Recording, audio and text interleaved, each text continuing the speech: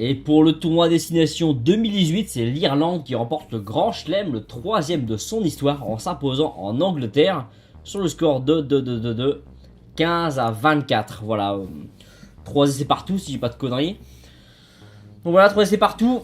Une équipe irlandaise qui s'est distinguée notamment par la qualité de sa défense, vraiment une défense très efficace, qui a vraiment étouffé complètement cette équipe anglaise. Les Irlandais ont bâti leur victoire sur une énorme entame de match, 2 essais qui sont arrivés très très vite et globalement des Irlandais très opportunistes, voilà, qui ont marqué quasiment sur chaque occasion. Très clinique, des combinaisons très étudiées, une défense très étudiée, ils savaient quoi faire à quel moment. Vraiment très impressionnant ces Irlandais qui ont laissé sur ce tournoi globalement une sensation de maîtrise globale, de repère collectif, de réussite qui ne doit rien au hasard hein, quand même. C'est très étudié, c'est très cadré tout ça, c'est pas n'importe quoi.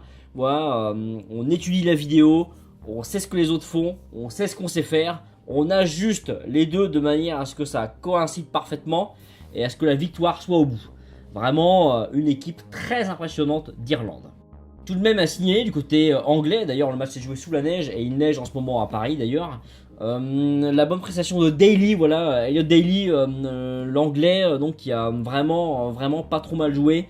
Mais sinon l'équipe anglaise était un peu en dedans. Je sais pas vraiment pourquoi, il n'y a pas vraiment d'explication, mais 3 défaites d'affilée, ça n'était pas arrivé à l'équipe d'Angleterre depuis 2006. C'est vraiment, faut remonter à Mathusalem, vraiment ça commence à être vieux tout ça. C'est vraiment assez étonnant de voir les Anglais piocher à ce point. Mais peut-être le système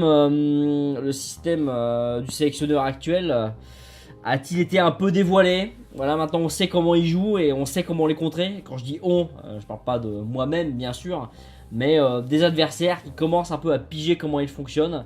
Voilà, Eddie Jones. Peut-être que ça vient de là. Peut-être qu'il y a eu trop de blessures, peut-être que c'est les circonstances hein, qui ont fait que. Mais les Irlandais, au moins eux, pas seulement eux, parce que la France les a battus et l'Écosse également, ont su décrypter cette équipe anglaise et ont su faire avec et l'emporter. Voilà, et sur ces 3 victoires, même si la plus impressionnante c'était peut-être celle de l'équipe d'Écosse, la plus intéressante du point de vue de la maîtrise, c'est celle de l'Irlande. Je suis bien obligé de l'admettre. Parce que jamais les Irlandais n'ont semblé en danger alors qu'ils jouaient à l'extérieur. C'est à Twickenham le match. Hein. Jamais les Irlandais n'ont semblé inquiétés par cette équipe anglaise. Incroyable. Incroyable. 3e grand chelem pour l'équipe d'Irlande. Après celui de 1948. Là ça date à mort quoi.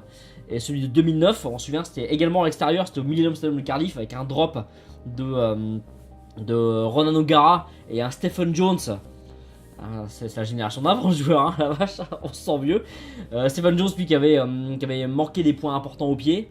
Donc c'était au Millennium. Là, c'est également au jour de la Saint-Patrick et c'est à Londres. Voilà. Je vais vous laisser parce que là, il y a Pays de Galles France qui va commencer. Donc si je veux faire une vidéo à peu près de qualité, il va falloir que je regarde tout de même. Sur ce, portez-vous bien et à la prochaine. Ciao, bye.